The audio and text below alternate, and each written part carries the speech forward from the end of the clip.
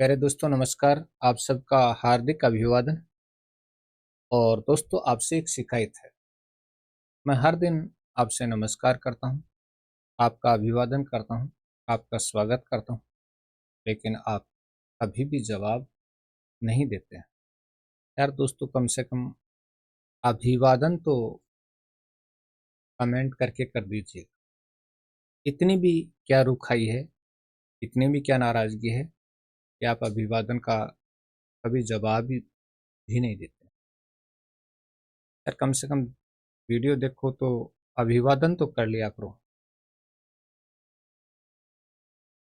चलिए दोस्तों, बढ़ते हैं और पढ़ते हैं प्रश्नोत्तर।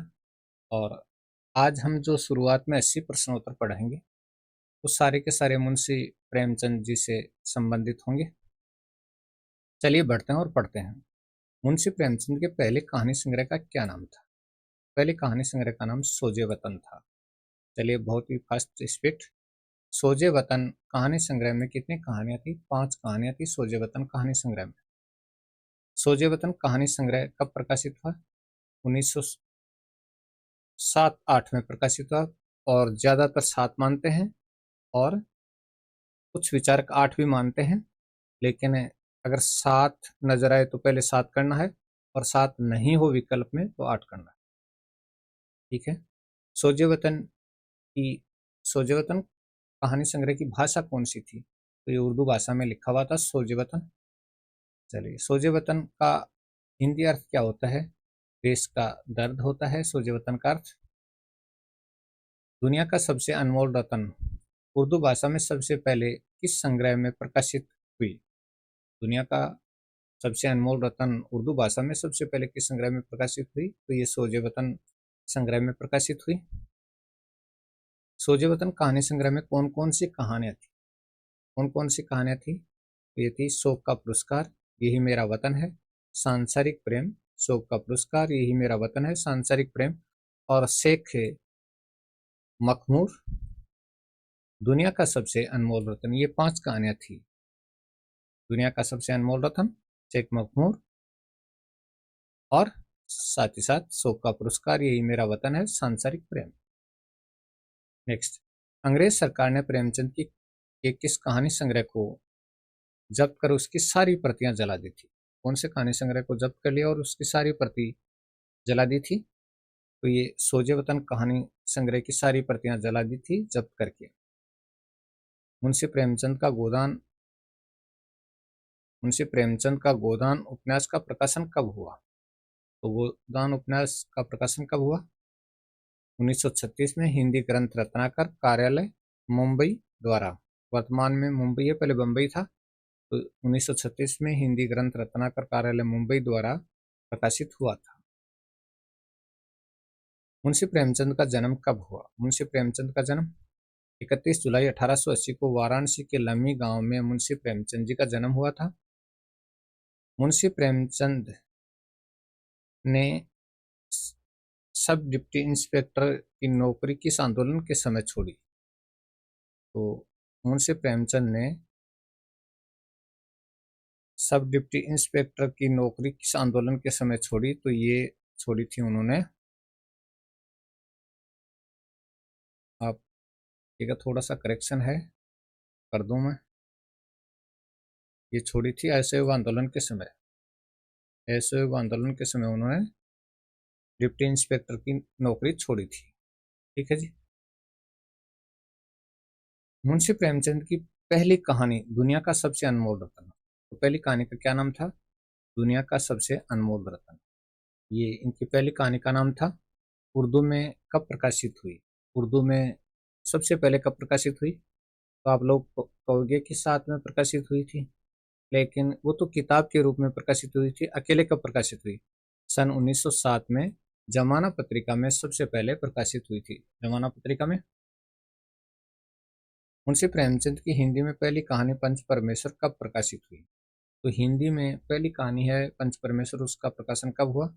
1916 में हुआ था। ये प्रश्न काफी मोस्ट है, परीक्षाओं में पूछा जाता है। मुंशी प्रेमचंद को उपन्यास सम्राट किसने कहा? तो मुंशी प्रेमचंद को उपन्यास सम्राट शरद चंद्र जी ने कहा था। उपन्यास सम्राट मुंशी प्रेमचंद जी को बांग्ला उपन्यासकार साहित्यकार शरतचंद्र जी।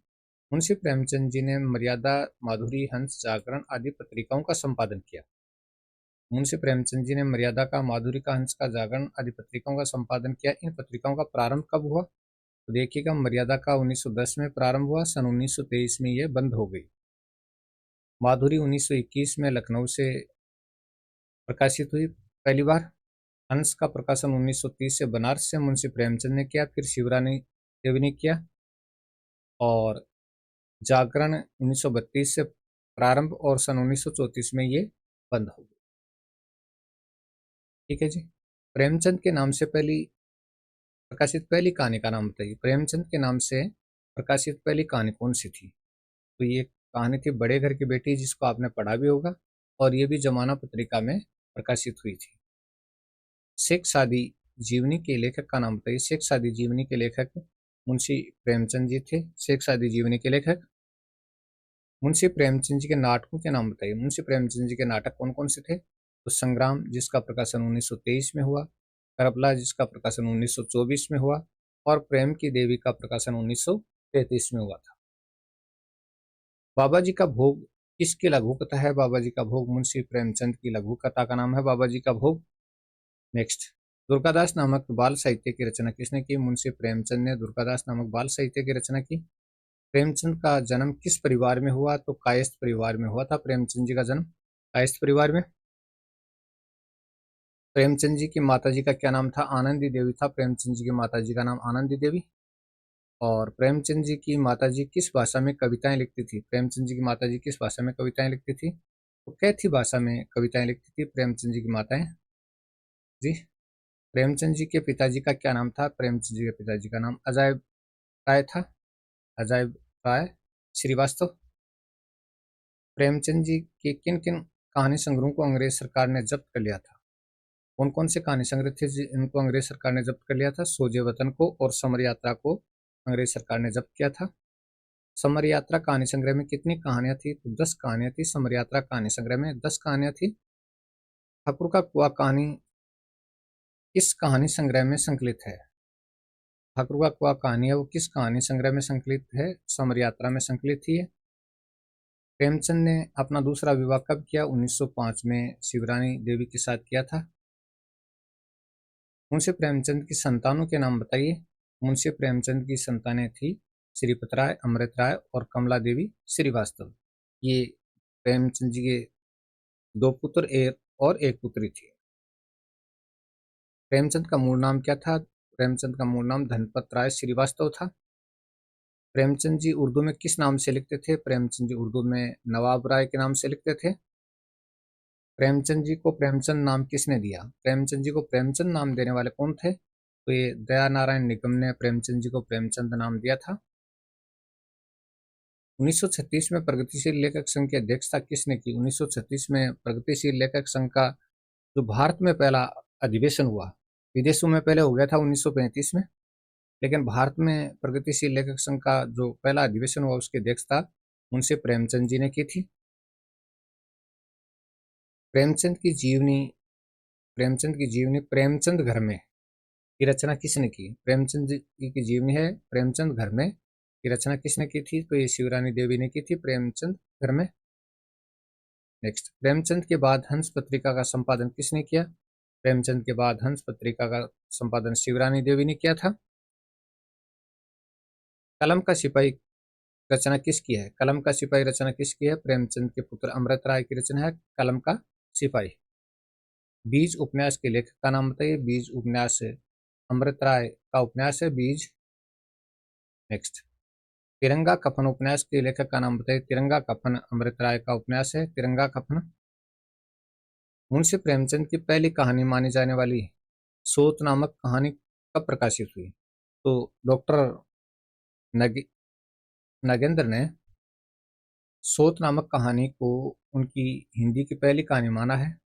तो ये दिसंबर 1915 में सरस्वती पत्रिका में प्रकाशित हुई थी सोत नाम की कहानी।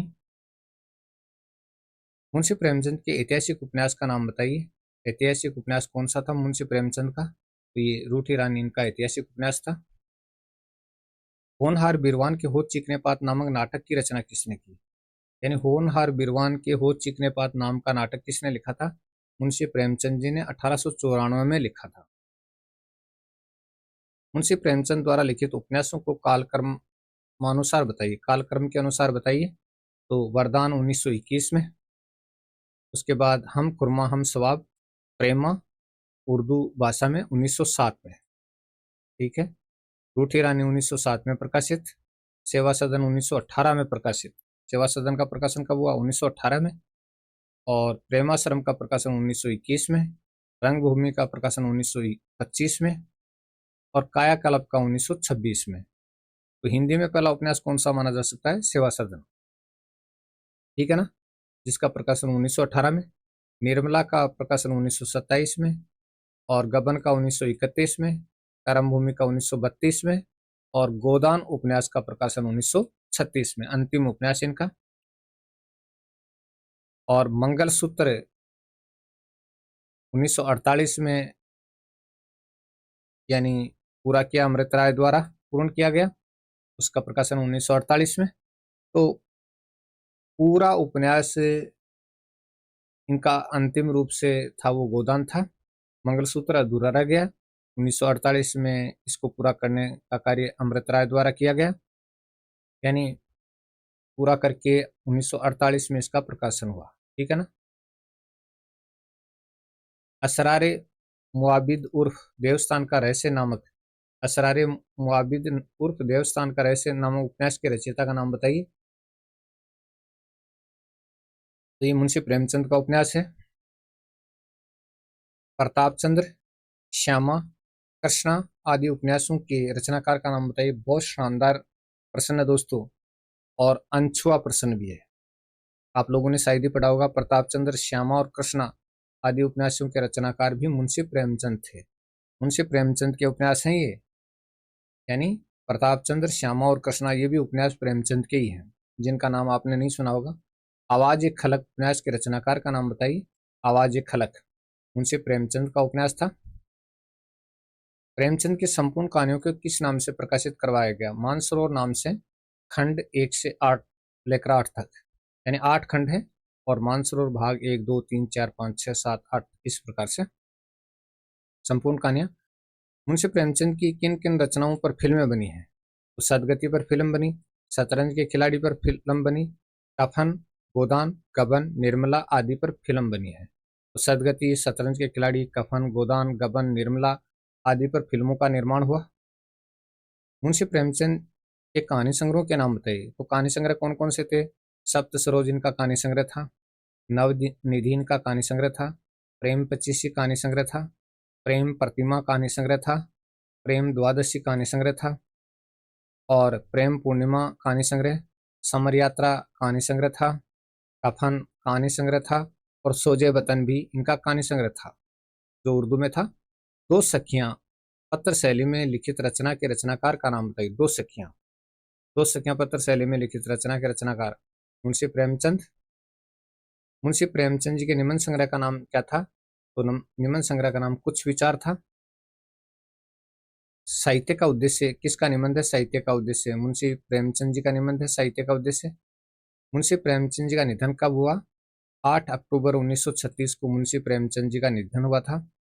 मुंशी प्रेमचंद जी की हिंदी की पहली कहानी पंच परमेश्वर कब प्रकाशित हुई? तो ये 1916 में प्रकाशित हुई थी, पंच परमेश्वर। मुंशी प्रेमचंद जी का जन्म कब हुआ? तो 1880 में वाराणसी के लम्मी नामक ग्राम में हुआ था। मुंशी प्रेमचंद किस विभाग में सब डिप्टी इंस्पेक्टर के पद पर नियुक्त हुए थे? किस विभाग में सब डिप्टी इंस्पेक्टर के पद पर नियुक्त हुए थे? शिक्षा विभाग में। पहले यह पद होता था, अब नहीं है, पहले था।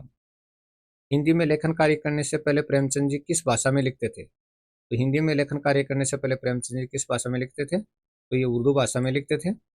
प्रेमचंद जी का मूल नाम क्या था? प्रेमचंद जी का मूल नाम धनपत राय श्रीवास्तव था। हिंदी में प्रेमचंद जी की पहली कहानी का क्या नाम है? तो हिंदी में पहली कहानी है वो, उसका नाम पंच परमेश्वर माना जाता है, और डॉक्टर नगेंद्र ने सोथ कहानी को माना है। प्रेमचंद जी ने किन किन पत्र पत्रिकाओं का संपादन किया? तो मर्यादा, माधुरी, हंस और जागरण आदि का संपादन किया। प्रेमचंद के साहित्य पर किसका पर्याप्त प्रभाव दिखाई देता है? किसका प्रभाव दिखाई देता है, तो गांधीवाद का प्रभाव दिखाई देता है। प्रेमचंद जी ने किस विचारधारा का समर्थन किया? प्रेमचंद जी ने किस विचारधारा का समर्थन किया? सामाजिक प्रगतिशीलता का समर्थन किया था प्रेमचंद जी ने। मुंशी प्रेमचंद जी उर्दू में किस नाम से लेखन कार्य करते थे? उर्दू में कौन से नाम से लिखते थे? नवाब राय के नाम से लिखते थे। मुंशी प्रेमचंद ने अपनी कहानियों में किस विषय को प्रमुखता से प्रस्तुत किया है? मुंशी प्रेमचंद ने अपनी कहानियों में किस विषय को प्रमुखता से प्रस्तुत किया है? सामाजिक समस्याओं को उन्होंने प्रमुखता से प्रस्तुत किया है। मुंशी प्रेमचंद ने अपने साहित्य के माध्यम से किसका यथार्थ चित्र पेश किया? साहित्य के माध्यम से किसका यथार्थ चित्र पेश किया? जीवन का यथार्थ चित्र उपस्थित किया है। मुंशी प्रेमचंद जी की कथनी और करनी की विसंगति पर व्यंग्य करने वाली मुंशी प्रेमचंद जी की कथनी और करनी की विसंगति पर व्यंग्य करने वाली कहानी का नाम बताइए। नशा कहानी है। नशा कहानी है कथनी और करनी की विसंगति पर व्यंग्य करने वाली। मुंशी प्रेमचंद जी के अनुसार हमारा मन कब ग्लानि अनुभव नहीं करता है? मुंशी प्रेमचंद जी के अनुसार हमारा मन कब ग्लानि अनुभव नहीं करता है? दूसरों का शोषण करते समय हमारा मन ग्लानि अनुभव नहीं करता है। मुंशी प्रेमचंद किस समाज के प्रतिनिधि लेखक थे? शोषित एवं पीड़ित समाज के प्रतिनिधि लेखक थे मुंशी प्रेमचंद। नशा कहानी का पात्र ईश्वरी किसका पुत्र था? नशा कहानी का पात्र ईश्वरी किसका पुत्र था?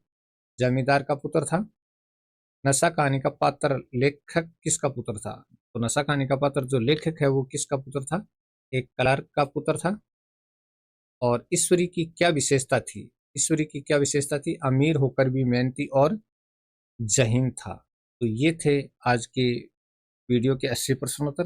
दोस्तों अगर वीडियो आपको अच्छा लगा हो तो दोस्तों और चीज़ तो ठीक है, कमेंट जरूर कर देवे। सब्सक्राइब, लाइक, शेयर इनको तो छोड़ो, आप कमेंट जरूर करें ताकि आपसे संवाद हो सके। दुनिया संवाद पर ही टिकी है मेरे दोस्त, और संवाद किया करो।